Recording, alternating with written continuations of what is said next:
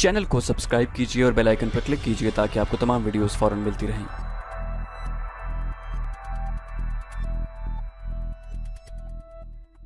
حماد کی شہادت نے ابو احمد کو توڑ کر رکھ دیا تھا۔ یوں تو اس جنگ میں جو نہ جانے ابھی اور کتنی دیر تک انہوں نے لڑنی تھی، ابھی تک سینکڑوں نوجوان اس کا ساتھ چھوڑ گئے تھے۔ اسے اپنے اگلے پل کا گمان بھی کب تھا، نہ جانے کب موت کا پھندا اس کے گلے میں پڑ جائے۔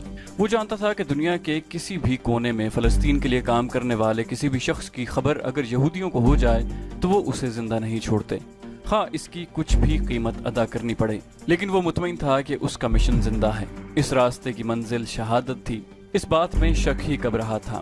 ان لوگوں نے ذلت کی اس زندگی کی خواہش بھی کبھی نہیں کی تھی۔ وہ تو زندہ تھے کہ اپنی زندگیوں میں کس طرح اپنا آزاد وطن دیکھ لیں۔ ابو احمد نے اپنی رہائش گاہ بدل لی تھی۔ وہ اسکاٹ لینڈ میں آ گیا تھا۔ اتفاق سے اسے یہاں اچھی نوکری مل گئی تھی۔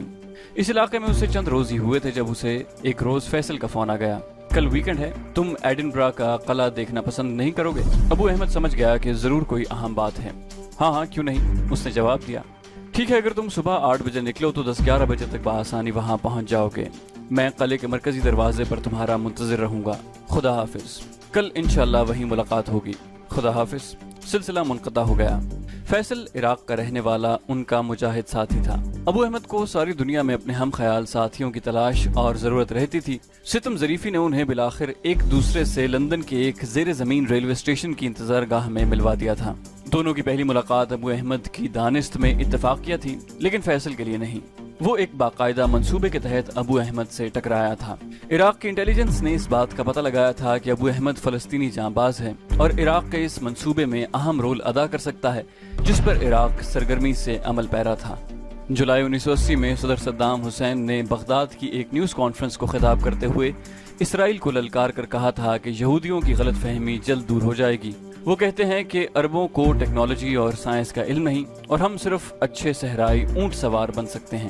شاید یہودیوں کے اعصاب پر یہ خبر موت بن کر گرے گی کہ اب عراق ایٹم بم تیار کرنے کی صلاحیت حاصل کر چکا ہے اور ہم جب چاہیں دنیا کو یہ کر کے دکھا سکتے ہیں۔ یہ معمولی دھمکی نہیں تھی جسے اسرائیل نظر انداز کر دیتا۔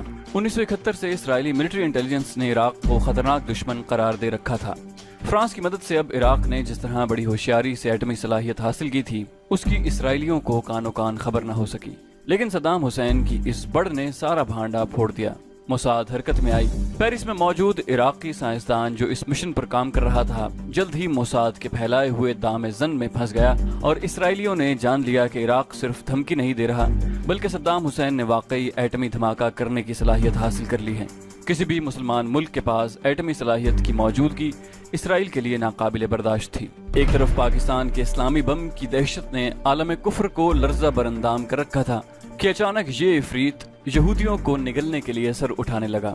اسرائیلی حکومت کے نزدیک بین الاقوامی اخلاقی اور قانونی پابندیوں کی حیثیت نہ کبھی ماضی میں رہی تھی اور نہ اب رہی ہے۔ معلومات حاصل کرتے ہوئے صہیونی درندے حرکت میں آ گئے اور یہ جاننے کے باوجود کہ ان کی اس حرکت کے نتیجے میں عالمی امن تہبالہ ہو سکتا ہے، کسی وارننگ کو خاطر میں نہ لاتے ہوئے عراق ایٹمی پلانٹ کی تباہی پر تل گئے۔ 7 جون 1981 کو 4 بجے اسرائیل کے خفیہ فوجی ہوائی اڈے بیرشیبا پر 24 امریکی ساخت F-15 اور F-16 طیارے خصوصی مشن پر روانگی کے لیے تیار کھڑے تھے۔ ان کا ٹارگٹ جہاز سے 650 میل کی مسافت پر بغداد کے نزدیک عراق کا نیوکلیئر پلانٹ تھا، جہاں صہیونیت کے سر پر لٹکتی خطرے کی تلوار موجود تھی۔ اسرائیل کے ایک سویلین بوئنگ طیارے کے پہلو بپہلو سفر کرتے یہ جنگی جہاز، جنہوں نے اپنے ریڈیو جام کر رکھے تھے اور کوئی ایسا سگنل ان سے نشر نہیں ہو رہا تھا جو راستے میں پکڑا جا سکے، اپنی منزل کی طرف گامزن تھے۔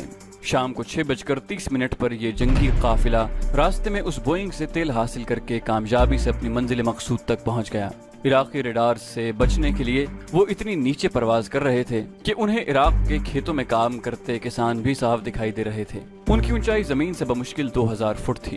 ان لمحات میں سورج کی پوزیشن ایسی ہو چکی تھی کہ اگر ریڈار عراق کے توپچیوں کو وارننگ بھی دے دیتا تو انہیں اپنا نشانہ کبھی صحیح نظر نہ آ سکتا تھا۔ صدام حسین کا ایٹمی پلانٹ پانی میں بیٹھی بطخ کی طرح ان کا نشانہ بن گیا۔ ایک کے بعد ایک جہاز غوطے میں جاتا اور اپنا آتشی پیٹ خالی کر کے اوپر اڑتا۔ ان کی توقعات کے برعکس نہ تو کوئی سیم 7 میزائل جو خاص طور پر عراق نے اس ایٹمی پلانٹ کی حفاظت کے لیے یہاں نصب کر رکھے تھے ان پر فائر ہوا، اور نہ ہی کسی عراقی پائلٹ نے ان کے تعاقب کی ہمت کی۔